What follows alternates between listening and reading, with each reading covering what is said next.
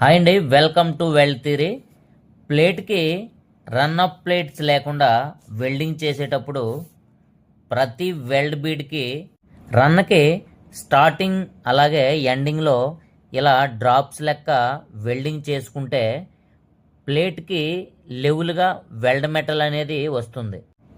Filling చేసేటప్పుడు ప్లేట్కి లెవెల్గా వేయడం కంటే 1 mm డౌన్లో ఫిల్లింగ్ చేసుకుంటే క్యాపింగ్ అనేది బాగా వస్తుంది.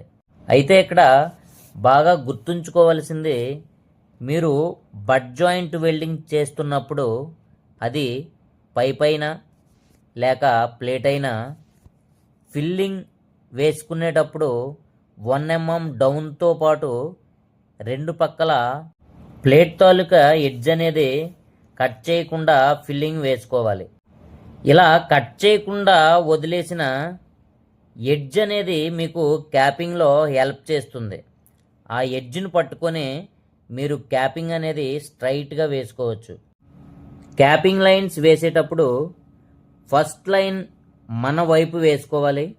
అలా వేసినట్లయితే తరువాత వేయబోయే లైన్స్ ఈజీగా ఉంటాయి.